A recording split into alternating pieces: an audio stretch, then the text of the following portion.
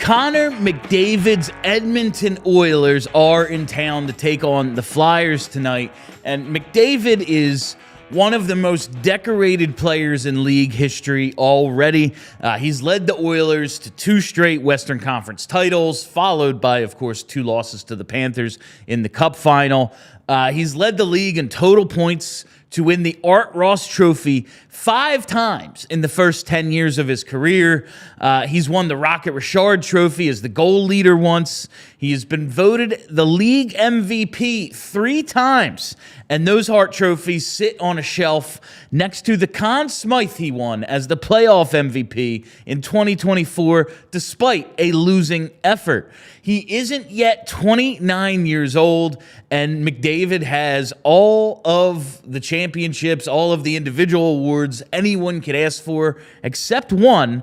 And after scoring that overtime goal to win the Four Nations, he's going to try to lead Canada to a gold medal in a few months. Connor McDavid is the rare player that you go out of your way to see live when he's in town. Not that anyone in orange and black in the crowd tonight is going to be rooting for McDavid, but his inevitable highlights are worth seeing up close, and you just want to say that you were there, that you saw that guy in person. And I've long said one of the problems with like Sidney Crosby's greatness is that it's subtle. Come see Sid win every puck battle. If the puck is within a stick length, it's his. That's not really moving tickets, you know? Even Alex Ovechkin, yeah, you may see an historic goal, as every one of the goals in his career has been, but even in his 65-goal season, there were 35 games in which he did not score. With McDavid, the speed, the playmaking, the fear with which defenses react to his presence, it's all very obvious, even to the most casual of observers. And that alone makes him special. And you know you'll see something awesome when he's in town. And that's what a true superstar is. The player who draws a crowd in hostile buildings because everybody knows they're going to see a show.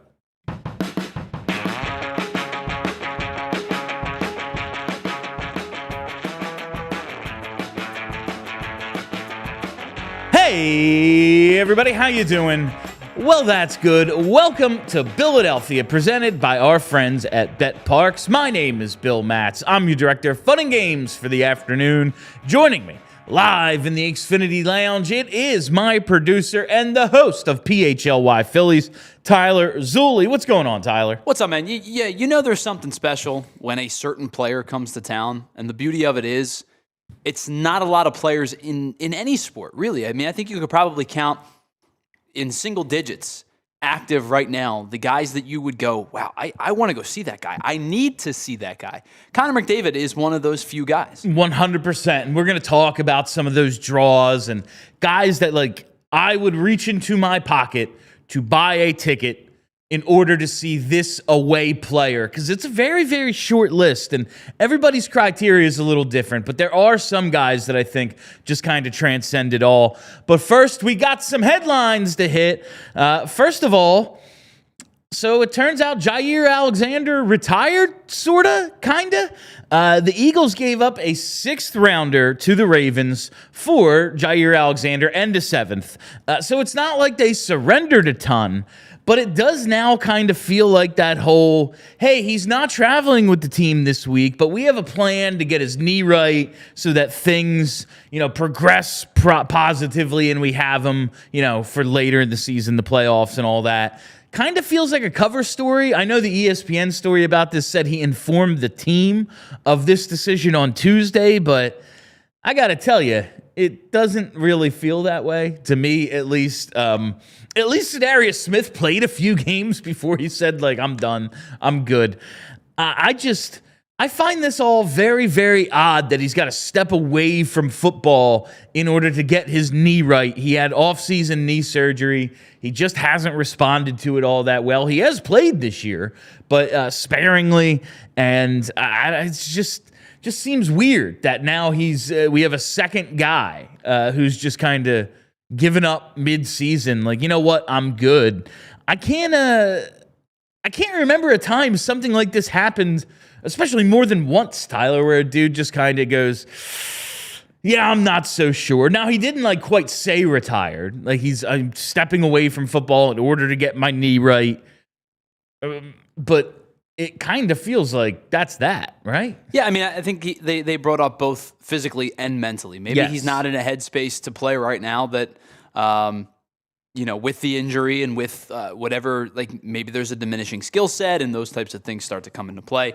It is, concerning, I think, from a human level to see if maybe there is something a little bit deeper than just like my knee's not right. And I think that there is something in that conversation. But I think the Eagles, I think they're respecting the wishes of the player, which I give them credit for.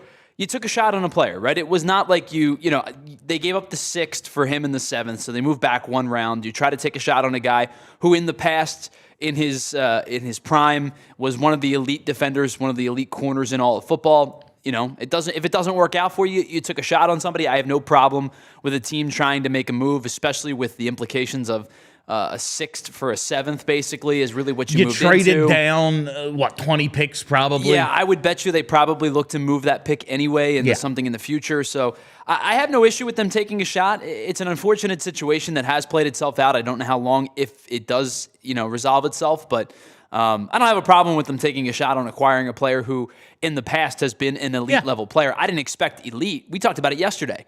Get anything from him, it's a positive. Literally, if he just kind of steps on the end, it turns out he very well may not. Now, who knows? Maybe a few weeks away, and he's like, Brandon Graham, you know what? My knee's feeling good, and I was not ready to be done with football. Who knows? Who knows how this is all going to play out? Right now, he's on the reserved slash retired list, but it's just very up in the air and strange to see, like, last week, they come out and say, okay, he's not going to travel with us to Green Bay, but we have a plan in place. And, it's not as if this is some fly-by-night organization here. Like, we're talking about the Eagles and the NovaCare complex. If he needed to just, rehab the knee, you would think they're more than equipped to help him do that. So it does feel like there might be something else underneath the surface, but just an odd headline to see yesterday.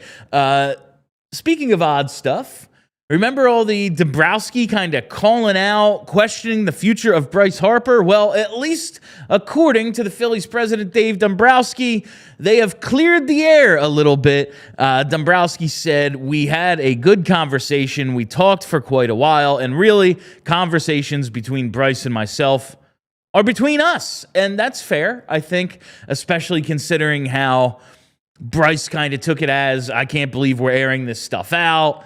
All I heard about was trade rumors when I was in D.C., and I hated it. That's why I have no opt-out. That's why I have a no-trade clause. And Dombrowski didn't really float anything about trading him and said, he's still an all-star. He just didn't play at an elite level last year, and I don't know, the team's kind of built around the idea that he's going to play at an elite level, and it doesn't seem as if he took all that kindly to that, but I guess it's good they've talked. Yeah, I'm glad they've hashed it out, at least on the surface. When this happened, I said I view this more as a president of baseball operation with the clout to do it, talking to a player with the backbone to take it, and kind of saying, "Hey, man, this is it's a rallying cry to, we go as you go type of thing." And should it have been public? Maybe, maybe not. I didn't see it as a perceived slight as much as maybe others did. Yeah. But I am glad if Harper perceived it that way, that these two guys have been able to kind of come to terms. Yeah, I'm a little surprised that the quotes came out. At first, I was like, these quotes are like someone trolling. I didn't really think that they were Harper's.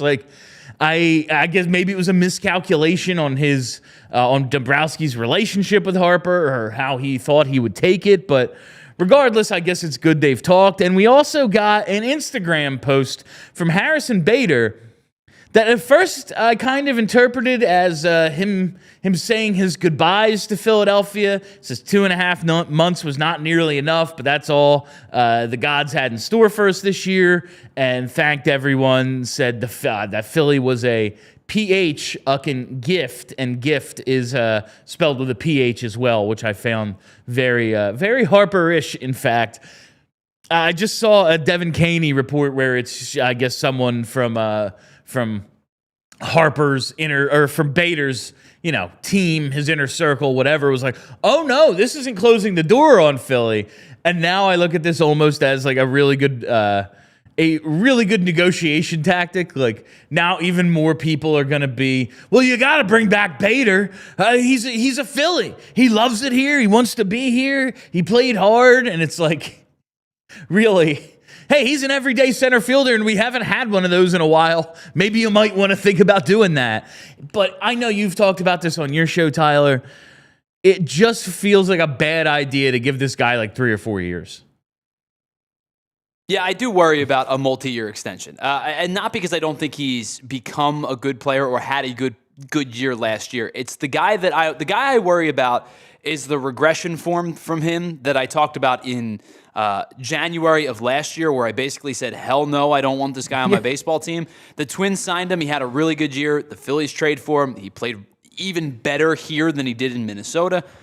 But when we talk about back of the baseball card type of guys, I do wonder if over 3 years, which that's what I'm perceiving him to get. He may not get 3, but I'm perceiving him to get a 3-year deal. Over 3 years and $15, $17 million a season, does he become the back of the baseball card guy again? And then by year like 1.5, we're going, oh, why did the Phillies give this guy a 3-year deal? And then you get frustrated, and it's that whole conversation all over again. I think that the Phillies are going to offer him a deal. I just don't think it's going to be the best deal that's out there. Now, listen, there are players who at his age have like found a different level. One of them plays for the Phillies in Kyle Schwarber, where, he was always really good. And all of a sudden it's like, yeah, man, he gets MVP votes every year. This is kind of wacky, Like this is kind of wild. But I can't imagine that that's the norm. It just doesn't feel like the smartest idea. Like we were talking, hey, everyone who hated that Kepler contract, was it 1 year, $10 million? How are you going to feel about like 3 times the length and quadruple the money? You're not going to like it very much. And I realize there is an element of like, who cares about the money? It's baseball. The owner does. And as much as we might not like it, there is going to be some sort of internal budget. And I don't know if I'm willing to match it because of that. I liked Bader a lot, but in the playoffs, we did see and now he's a pinch hitter because he's hurt. So he's not out there. And that's kind of part of the whole journeyman aspect of his career. But we'll see how it plays out. They could do a lot worse, and they have, in terms of an everyday center fielder. I'm just not confident the guy with the 800-plus OPS for 6 weeks is the guy we're going to be signing long-term. That's just kind of how I look at this thing. Yeah, man, listen, I watched that guy that wore 37 out there for 6 years play center field. Yeah. I've seen when you have a defender that doesn't know what they're doing play the field in that capacity. Harrison Bader is an electric defender. There's no question about it. The offense is where I think everybody has the concern. And again, if this team had the offense we wish we did, I'm all for it. Yeah, man, go get yourself a center fielder, and if he can bat seventh, he bats seventh. Who cares? But the problem with this team is they can't hit playoff pitching. I don't see how he fixes that based on his career numbers. Not what he did here for 6 weeks, because that was really good, but what he's done his entire career. All right, finally, the Sixers beat the Celtics last night, and it was a pretty damn good one. And what really stands out to me, in a lot of their big wins early in this season, it's been and Tyrese had 40, and VJ, in opening night sets the rookie record for scoring and things like that. Tyrese had 21 and 9. VJ had only 6. Sixers bench comes up big. Justin Edwards and Quentin Grimes combined for 40. Embiid misses with right knee soreness, which is a new thing. It's been the left knee all year. But it strikes me that nobody really went off outside of Justin Edwards hit 3 straight threes in like a minute 20. There wasn't that one crazy performance, and Oubre puts the Sixers ahead with like 8 seconds left. Fun times. It's great when a team with no expectations overdoes it a little bit. How do you feel about playing the same team 3 times in the first like 3 weeks of the season? We were just talking about that. Like, they've played the Celtics 3 times already, huh? That seems like a lot. But at least, they've got some wins. And that's a division rival, which means you're only playing them 4 times in a season. The season series is almost over already. The season series with the Celtics is nearly over. Of course, if they make the playoffs, I'm sure they'll run into them because they always do. But it's cool to see the Sixers just kind of outperforming expectations to this point. And when Embiid misses, they seem to be a different team, or at least a motivated team, and that hasn't always been the case in the past. All right, we're going to talk a little bit of Eagles and a little bit of players that you would pay to see on the other side. But now I got to tell you about our presenting sponsor. Whether your favorite team wins or not, there's always another way to win on the BetParx online casino app. They have an amazing selection of slots so you can turn your downtime into some fun time and maybe even some winning time. We're talking Huff and More Puff. We're talking 88 Fortunes, Cash Eruption, slots based on your favorite streaming shows like The Walking Dead, Peaky Blinders, based on nostalgic favorites like The Goonies.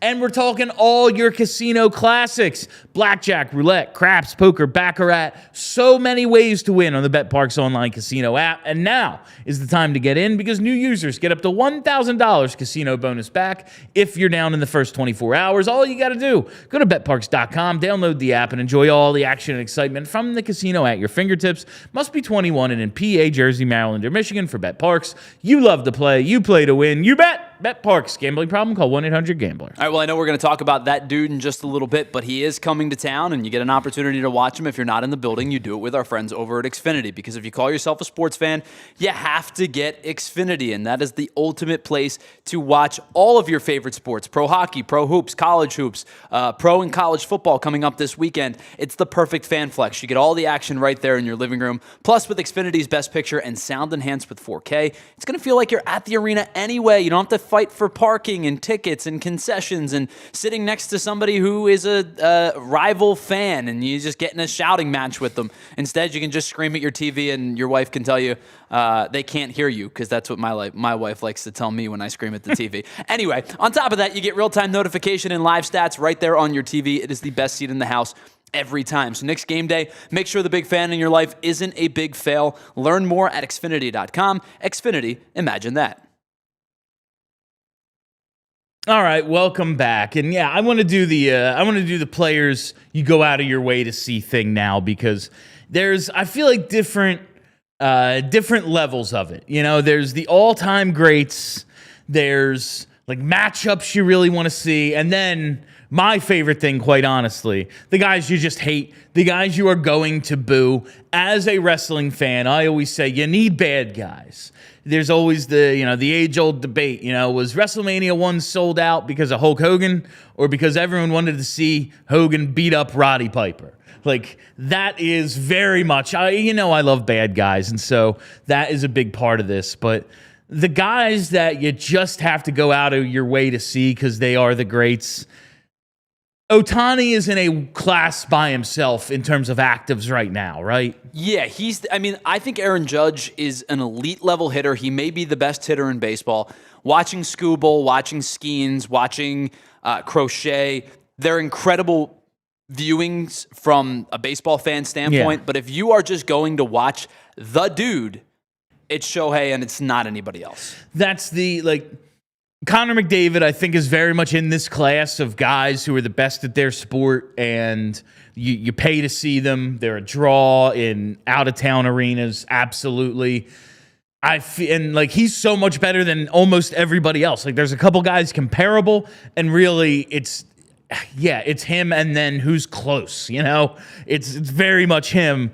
Ohtani being the two-way player and it being such a divided sport, I don't know if there's anything really, any way to actually quantify, like, unless Connor Hellebuck came out in the third period and was like, or like played center in the first two periods and then was like the closer goalie, you throw him in and then he pitches a shutout. Like, I don't know of any way to replicate what Ohtani is, and I realize he hasn't pitched much recently, but here's a guy who gets Cy Young votes and is an MVP level hitter. Like, it's there's never been anything like him since freaking Babe Ruth, who's barely, to me, like a real person. He's like Paul Bunyan in my head. Well, I don't know. He's a myth. When you think he's a myth, when you think about it's the 20s. When you think about like the good hitters, remember growing up and you were like, wow, this pitcher is actually a pretty good hitting pitcher, right? Yeah. You thought about like Randy Wolf. Carlos Zambrano was a guy who yeah. had some pop, and Mike Hampton had some pop. And then you look at their numbers and they're like, oh yeah, this guy hit 160 in his career. Was like, whoa. He could hit. Yeah. You know what I mean? Cliff Lee had had some good swings for the Phillies type of thing, but there is no comparison. You're right. You're thinking about, the mythology of the 1920s Yankees when you're thinking about Shohei Ohtani. And quite frankly, you're thinking about a guy, you said, he hasn't pitched much. I don't think it really matters, right? Like anything he provides you on the mound, unless it's putrid bad, makes you go, okay, this guy is something special. Yeah, like you see him pumping in the upper 90s, like 100. Like, what? Like, what do you mean he can just do this? I realize it's totally, like, you can't come in cold and, like, throw 95 miles an hour or whatever. But you see position players go out there, and it's like slow pitch softball, basically. And then here comes the best player in the sport, and it's, oh yeah, he's like he's got 6 no-hit innings, 10 strikeouts. Like, yeah, and he had 3 home runs today as well. Like, that's video game stuff. I guess, like, all time I've gone out of my way to see Bonds and Clemens. Sure. Like those guys, it was I think just, McGuire Sosa in the 90s at was that time you had to see the Cardinals, you had to Sure. see the Cubs when they came to town. Like, even if it was a short-lived time. Sure. It's an historic time. I don't know if anyone compares to McDavid. Ovechkin a little bit. Like Crosby now, just because it's like he and Ovechkin, like it's winding down. So I want to savor this while I can. And when they're playing each other, it's like, I got to watch this game. Sure. Because this might be, who knows how many more we have left. But my favorite thing really is going to hate on guys. The 2 games that stand out to me that I've like seen, the Cutter Gauthier game last year, which is one of the best environments at a Flyers game I've experienced in a long freaking time. Just the outright hatred for that man in that building was beautiful. And T.O.'s first game back with the Cowboys in 06, that was, dear God, the sound in that stadium. When Lito Shepherd returned that touchdown, T.O. had a drop in the game that led to some really maybe off-color chants that, looking back, perhaps weren't the healthiest thing in the world. But, it was that was the times.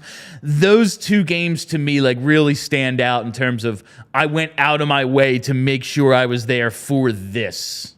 Yeah, I think football's hard. Obviously, a team sport. B, I also think too there is a little bit of value in I can see the player's face. Yeah. Right? So that's why when I think about who do you go to see, a lot of times the NBA is the one that you do it The to. NBA is obviously, Only 5 guys on the court for a team. You can see the player, right? I think it's just the most personable in terms of like, I know what most players in the NBA, what they look like. I can point them out. If you said, hey, go find a tackle for the Rams, I'd be like, I'm probably the big guy, right? But I don't know what he looks like. So that's why, to me, when you think about the most perceived as I got to go watch that guy, the NBA generally comes to mind. Like LeBron's obviously the big one. LeBron. Kevin Durant. James Harden in his prime. Those type of guys, they're the guys you go, yeah, I want to. When the Sixers were winning 9 games, the Heat games were expensive. You go and see that, yeah. And I remember reading articles like in Sports Illustrated back in the day about like the Sixers go to Vancouver, Memphis, wherever the hell the Grizzlies were, and it's, ticket prices are triple this month or this week because AI's in town, like things like that. And I do think basketball is the ultimate one for that. Baseball, it's just like, yes, but you might not see anything. You Sure. know, like There is a Ohtani comes chance to he goes 0 for 4. Ohtani comes to town and the Phillies handle him well. That's cool as a Phillies fan, but if you're going to see this guy specifically, it's a little bit of a letdown, maybe. Well, and when I think about this situation, I think about if I were on business in another town, Yeah. I'm like, what am I going to do for fun? Oh, there's a game tonight. Who can I go see? And it's Kings. You know, give me another bad team in the NBA. Like it's Kings, Wizards. Yeah. I'm good, thanks though. You know what I mean? I might just watch a movie on demand. If I have the ability to go, oh wait, LeBron's in town. I don't really care about the Kings, but like I'm in Sacramento and LeBron's coming. Let's Go see LeBron. Yeah, absolutely. Yeah, football, I feel like unless your team totally sucks, like there's so few games, they're all so important that like even if it's Peyton Manning or Mike Vick, like the ultimate like, oh my, you just have to see it in person. It's like, I don't know. I'm just kind of worried about my team when it comes to the NFL. Like that's really what it comes down to. Like I want to see my team beat those guys, but it's not, I don't know, so much the experience of like, have you seen KD up close? Like that sort of thing. All right, we're going to come back, talk a little bit of birds, but we have to take a quick break.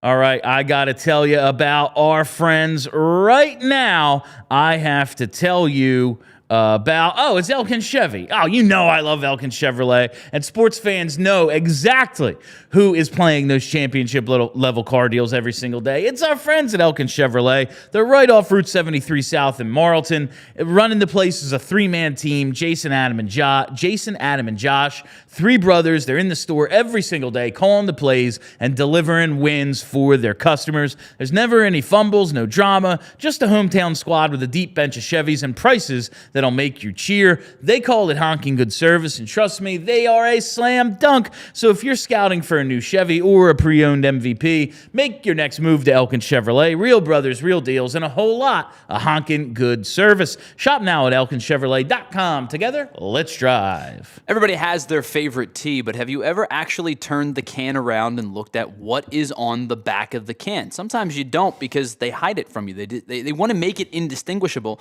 because they know it's not the best for you or it's not the best stuff in there. But with our friends over at Crooked Tea, they don't hide anything. It's real USDA organic tea for real flavor, zero sugar, no fake junk hiding behind the label. What you see is what you drink. So next time you're at the store, flip that can over. If you can't find the ingredients, or more importantly, you can't read the ingredients, put it back. Grab a Crooked Tea, zero sugar, real tea, full transparency. And you know in Philly, real recognizes real. So why drink the fake stuff, right? Crooked Tea, it is the only thing better than Crooked Tea is a strip sack in the Super Bowl. Head on over to crookedtea.com to find a store near you. All right, welcome back. Got to hit a little social studies to get in some Eagles talk to round out today's show because your old pal, our friends over at the Fanatic, broke this yesterday, I suppose, Tyler, that Jalen Hurts and AJ Brown, we've talked like, what the hell were they doing on that fourth down play? It just seems like the math doesn't math here. What is going on? And, it wasn't Kevin Patullo's fault, at least according to this report from the Fanatic that says Jalen Hurts and A.J. Brown went rogue. And I'm going to be honest with you. Don't go rogue, Jackie Moon. Listen, like, if Kevin Patullo or Nick Sirianni make that call in that spot with, 33 seconds left, yeah, we're going to go deep to A.J. on 4th and 6, like, kind of close to midfield here. It's a real dumb idea. I'm not saying those two making the call make it a good idea. I will say, though, Tyler, it upsets me way less because at least those two are, like, talking. At least they both have a dumb idea together. They're kind of on the same page. The way things are going right now, like, you know, we're seeing AJ streaming, playing Madden, saying the offense is an S show, and his stats in the game are the only highlights he's living. That's a little upsetting, but the idea that they I guess teamed up to come up with this stupid idea together, it's better than them not. Are we at enemy of my enemy is my friend? Is that what we're talking about now? If these two, even if they came up with a dumb idea, came up with an idea that together, I'm cool with it. And It's great that it wasn't Kevin Petullo's idea as well, because that would be very stupid. I am very much okay with this. If this is in fact the case that they went rogue, they thought they could make a play. Jalen believes in AJ that much, even with all whatever outside nonsense you want to believe to what level going on. I'm cool. I will say I saw Nick Sirianni, I guess, talk after practice today, right before we went live, and he gets asked about AJ and everything, and he's clearly annoyed, saying he's just about done talking about all this. He wants, like AJ is a big part of the game plan. He's a part of the team. We love him. He's working his ass off. Cool. But I have this request then. Manufacture more touches for AJ Brown than Will Shipley. I'm not saying 15, 16 targets like we see for Jamar Chase. It would be cool. I'm not setting the bar that high. I'm saying let's get him more touches than Will Shipley. Will Shipley had, I think, 4 carries and two pass targets. Let's get him 7 touches. If Will Shipley gets 6, let's get AJ Brown 7 touches. I realize, yes, there's a difference. Sometimes you can just hand off to a running back, and it's not that simple with a receiver. It can't be that hard to throw an effing slant. It simply can't be. Once a drive, chuck a ball deep, just see if you draw a PI. Like, I don't know. John Madden used to say that about Randy Moss every single time he called a Vikings game. I think you should go deep to him twice a quarter, because that is 2 chances for either a 50-yard touchdown or a 50-yard pass interference. Like, it just seems like there are ways to manufacture more than... He got 2 targets on the first drive, 13 yards, caught them both, and then we don't see him again until the receiver and quarterback come up with some dumbass idea with 30 seconds left. That can't be the way this works. There has to be some middle ground, because I've said this plenty, and it frustrates me that I have to almost walk it back because of stats more than anything. I think he's one of the top 3 most talented players on the team. And in fact, he may be, in my opinion, 1 or 2. It's like Jalen Carter, it's him, it's Saquon, right? I view AJ Brown that highly. Yeah. I think getting him target shares is not some wild, polarizing, aisle-splitting statement.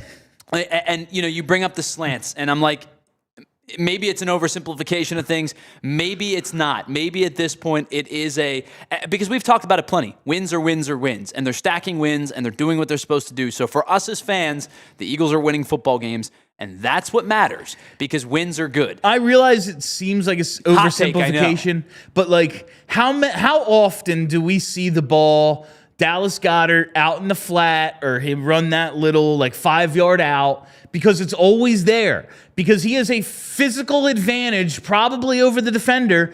I bet you, even if it's for no gain or a yard, he'll be able to box out his man and make the catch. I feel the exact same way about AJ Brown in the open field.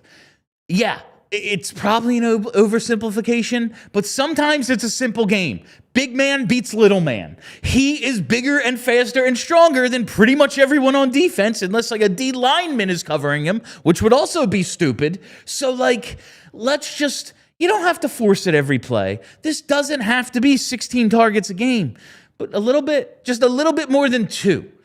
More than 2, more than Will Shipley. These are low bars to clear here. I don't know. Grant Calcaterra gets this many targets. This doesn't seem insane to me. I know. I'm just repeating it now. I'm going to fight this box. I'm going to fight this machine. In a fist fight with the equipment, and honestly, if you want to become a supporter, I'll fight the equipment on TV, on that'll screen. Be our behind the scenes. Yeah, that's our behind the scenes. We're going to do like an Office Space scene if we ever get like a new board. I don't know how movies do it. Like when movies have, they clear out space in a city. Yeah. And it's like, how did you clear London? I'm going to clear Philadelphia, and I'm just going to start chucking stuff off the roof. You can come pay to watch it. That would actually be really entertaining. We're 7 floors up here, so that would be pretty good. All right, and that is all the time we have for you on Philadelphia today. Thank you all for listening. Thank you for hanging out. If you haven't already, hit that subscribe button and hit the like button. It makes me feel good about myself. Make sure you're following me on Twitter at Philadelphia PHLY. Tune in now to the Eagles show. They are on at this very moment.